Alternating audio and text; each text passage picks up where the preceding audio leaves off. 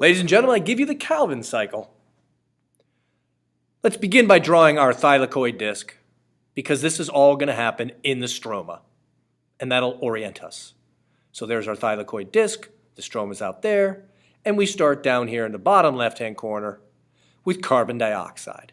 Carbon dioxide is going to bond with a C5 molecule. Now this C5 molecule has hydrogens and oxygens bonded to it, but we don't care about those hydrogen oxygens right now.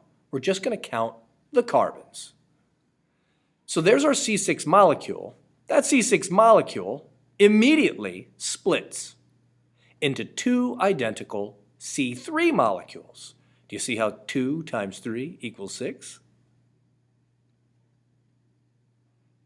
Now that C3 molecule, or sorry, both of those C3 molecules will go through a different reaction. And they're going to turn into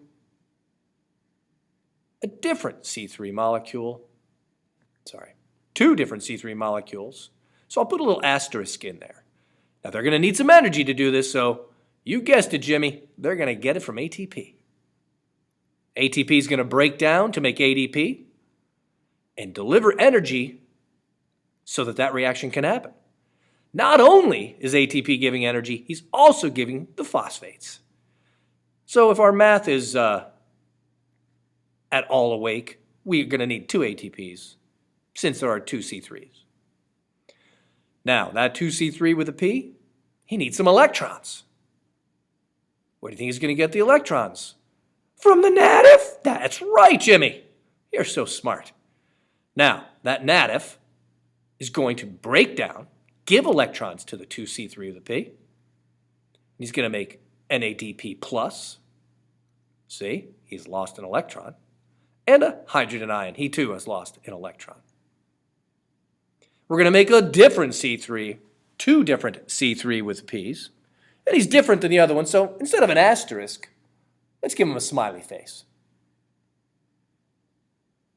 They differ in that they have hydrogens and oxygens bonded in different places. A lot like we did think about glucose and fructose being differently organized, differently shaped.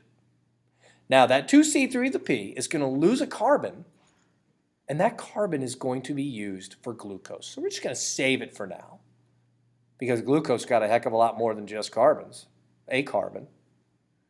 And when those 2C3 with a P molecules lose a carbon, they only have 5 carbons left, so they're going to make a C5 molecule. That C5 molecule is going to go through several reactions and return at the beginning. The same C5 molecule that started the whole thing. And this, my friends, is called the Calvin cycle. But where did the ATP and native come? Jimmy, I'm going to get to that. But first, we have to realize that this cycle has to happen 6 times. Why do you think it has to happen 6 times? Who knows how many carbons are in glucose? Anything, Jimmy? Well, I'll tell you, there are 6 carbons in glucose. That's why.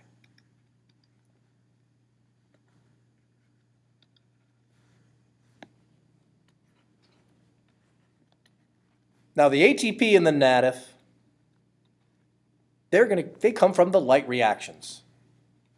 And you can see that we get the ADP that we need in the light reactions from the Calvin cycle, and the NAD pluses and H pluses from the Calvin cycle. So they're in their own little cycles going back and forth. So here I'm going to quickly draw the light reactions just so we can ultimately see how the light reactions make the ATP and native, and then they're used in the Calvin cycle, and then the ADP and the NADP plus are brought back and used in the light reactions. See right there, there's the ATP. Of course, we need some free phosphates because we gave them away to the asterisk C3. But we finish everything out, and that's photosynthesis. And when we look at the general reaction, sun's energy, CO2, and H2O, that makes glucose and oxygen. And we can see all of those things where they are inputted, where they come out, etc.